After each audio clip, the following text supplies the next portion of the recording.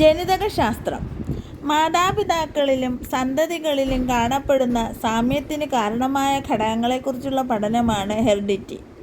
രണ്ട് ജീവികൾ ഒരിക്കലും സൂക്ഷ്മാംശങ്ങളിൽ ഒരേപോലെ ആകാതിരിക്കുവാൻ കാരണമായ ഘടകങ്ങളെക്കുറിച്ചുള്ള പഠനമാണ് വിചരണം അല്ലെങ്കിൽ വേരിയേഷൻ. പാരമ്പര്യത്തിന് നിദാനമായ വിവിധ ഘടകങ്ങളെക്കുറിച്ചുള്ള പഠനമാണ് പാരമ്പര്യശാസ്ത്രം അല്ലെങ്കിൽ ജെനറ്റിക്സ്. 1906 ബേഡ്സൺ എന്ന ശാസ്ത്രജ്ഞനാണ് ജെനറ്റിക്സ് എന്ന നാമം ഈ ശാസ്ത്രശാഖയ്ക്ക് നൽകിയത്.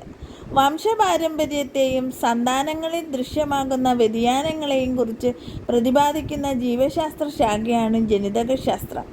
അലൈംഗിക പ്രജനനം വഴി ഉണ്ടാകുന്ന സന്താനങ്ങൾ മാതൃജീവിയുടെ തനിപ്പകർപ്പായിരിക്കും. അലൈംഗിക പ്രജനനം വഴി ഉണ്ടാകുന്ന സന്താനങ്ങൾ വ്യതിയാനങ്ങൾ പ്രകടമാക്കുകയും മാതാപിതാക്കളിൽ നിന്നും സന്താനങ്ങൾക്ക് വ്യത്യാസം ഉണ്ടാകുകയും ചെയ്യുന്നു. ജനിതകശാസ്ത്രത്തിന് അടിത്തറ പാകിയത് ഗ്രിഗർ മെൻഡലാണ്. പാരമ്പര്യത്തിൻ്റെ ഭൗതിക അടിസ്ഥാനം ക്രോമസോം ആണ്. ഇതാണ് ക്രോമസോം സിദ്ധാന്തം. ഒരു പ്രത്യേക ജനിതക സ്വഭാവത്തിൻ്റെ പ്രേഷണം ഒരു ജോഡി സമജാത ക്രോമസോമുകളുമായി ബന്ധപ്പെട്ടിരിക്കുന്നു. സട്ടൺ, ബോവറി എന്നീ ശാസ്ത്രജ്ഞന്മാരാണ് ക്രോമസോം സിദ്ധാന്തം ആവിഷ്കരിച്ചത്. ക്രോമസോം പ്രത്യക്ഷപ്പെടുന്നത് കോശവിഭജന സമയത്താണ്. ഓരോ ക്രോമസോമിലും 2 DNA തന്മാത്രകൾ കാണപ്പെടുന്നു.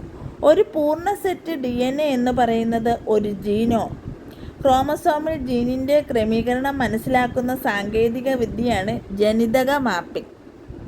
ജീനുകളാണ് പാരമ്പര്യ സ്വഭാവവാഹകർ.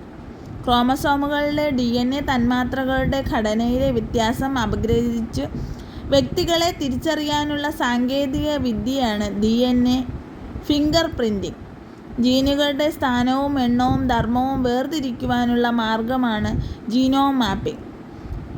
ജീനുകൾ സ്വതന്ത്ര യൂണിറ്റുകളാണ്. 2 വ്യത്യസ്ത ജനകരിൽ നിന്നു വരുന്ന ജീനുകൾ ജോഡിയായി സ്ഥിതി ചെയ്യുന്നു. ഇതാണ് അല്ലീലുകൾ.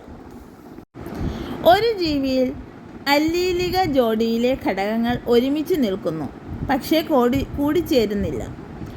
ഗമീറ്റ് ജനന സമയത്ത് മിയോസിസ് വിഭജനം നടക്കുമ്പോൾ അവ സ്വതന്ത്രമായി വേർതിരിഞ്ഞ് വ്യത്യസ്ത ഗമീറ്റുകളിലേക്ക് പോകുന്നു.